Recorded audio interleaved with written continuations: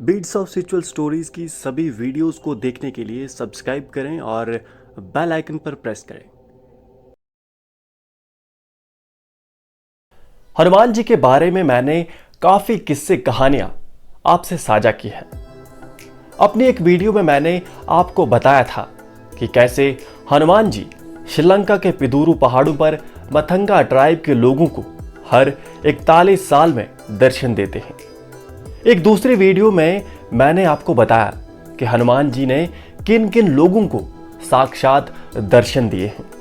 पर आज मैं आप लोगों को किसी और की नहीं बल्कि अपने साथ घटित एक किस्सा सुनाऊंगा।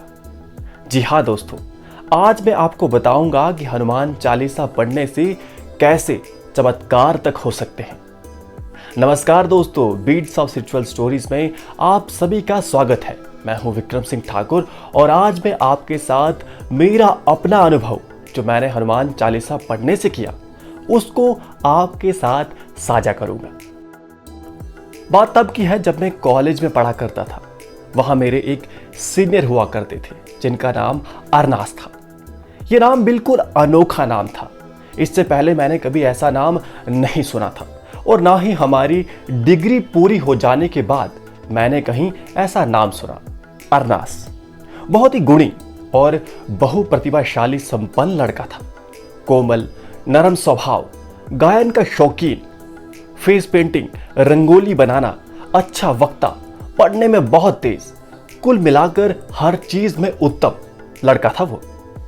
मेरे से बड़े होने के बावजूद हमारे आरएसएस और एबीवीपी के साथ स्पष्ट निकटता और राजनीतिक और धार्मिक विषय पर भिन्न राय होने के बावजूद वो मेरे से अच्छे से पेश आता और हमेशा मुझे विक्रम सर कह के बुलाता था। फिर कुछ दिन बाद होली का पावन त्योहार आया। हम सब ने खूब होली खेली। इसी बीच न जाने कहां से वहां अरनास भी आ गया और उसने मुझे रंग लगाने को कहा। हालांकि उनके धर्म के लोगों को होली का रंग लगाना मानो पाप हो, गलती से भी लग जाए तो पहाड़ खड़ा हो सकता था। पर जब उसने स्वयं कहा तो मैंने उसे रंग लगा दिया और ज्यादा ध्यान नहीं दिया। 2 दिन बाद मैं कॉलेज के लॉन में अपने मित्रों के साथ बैठा हुआ था। तभी वहां से अरनास गुजरते हुए और उसने मुझे आवाज लगाई। मैं उठकर उनके पास गया। हाँ अरनास, बताओ कैसे हो? उसने मंद मुस्कान के साथ कहा, मैं बिल्कुल ठीक हूं। विक्रम सर, आपसे कुछ बात करनी थी। हाँ बताओ ना भाई। मैं नहीं जानता आप इन सब बातों में विश्वास रखते हैं या नहीं, पर कुछ वर्षों से मैं बहुत परेशान हूं। मेरी तबीयत खराब रहती है। मैंने बहुतेरे डॉक्टरों को दिखाया, यहां तक कि मैंने पीर फकीर तक को नहीं छोड़ा, पर कोई असर नहीं हुआ। मैं उसकी बातों को ध्यान से सुन रहा था। उसने कहना जारी रखा। उसने कहा कि उसके स्वप्न में एक पिशाचिनी आती है जो उसे चाबुक से बहुत मारती है और ऐसा होते हुए उसे कई साल हो गए हैं। पर यह सब तुम मुझे क्यों बता रहे हो अरनास?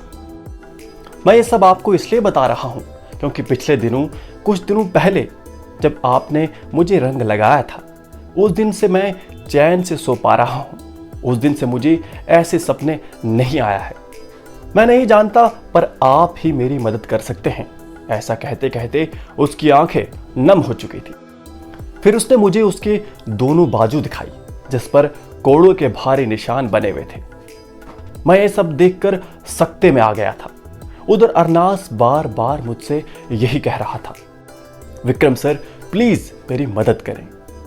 मैं ना चाहते हुए भी उसे हाँ कर देता हूं, पर मैं पूरी तरह से असमंजस में था कि आखिर मैं कर ही क्या सकता हूं। मैं कोई साधु बाबा नहीं था, ना मैं कोई चमत्कार जानता था। इसके बाद घर पर थका हुआ पहुंचकर मैं अपने बिस्तर पर लेटकर सोने की कोशिश करने लगा। साथ ही कॉलेज में हुई वह बातचीत मेरे दिमाग में बार बार घूम रही थी कि आखिर मैं क्या कर सकता हूं। नासे रोग हरे सब पीड़ा, जपत निरंतर हनुमत बीरा, भूत पिशाच निकट नहीं आवे, महावीर जब नाम सुनावे। तभी अचानक हनुमान चालीसा की ये पंक्तियां मेरे मन में घूमने लगी। ये स्वयं से मेरे मन में उत्पन्न हुई थी और लगातार मेरे बिना प्रयास के मेरे अंतर मन में खुद ब खुद चल रही थी।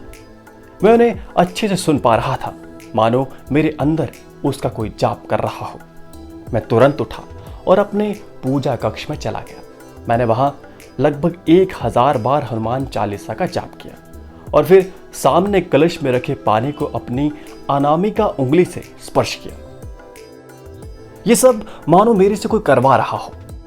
उसके बाद वे पानी एक बोतल में भरकर अगले दिन मैंने उसे दे दिया और साथ ही हनुमान जी का नाम लेकर निर्देश दिया कि ये पानी की बूंदें अपने खाने से लेकर नहाने तक में उपयोग में लाओ। कुछ दिनों बाद वे लड़का मुझे फिर से मिला।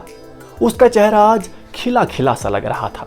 उसने मुझे बताया कि कैसे अब वे पिशाचिनी उसके सपने में आती तो है, पर पहले की भांति कुछ कर नहीं पाती, बस द्वार पर खड़ी रहती है।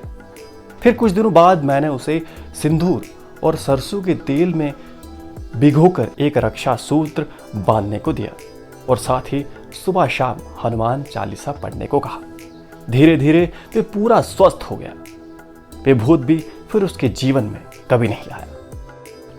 तो मित्रों, हनुमान चालीसा का यह अनुभव मेरा अपना है। क्या आपके साथ भी कोई ऐसी घटना घटी है जिसमें हनुमान चालीसा का चमत्कार आपने देखा हो? अगर ऐसा है तो कमेंट बॉक्स में उसे जरूर लिखिए। बाकी आपने इतने धैर्य से सुना उसके लिए धन्यवाद। जय बजरंगबली।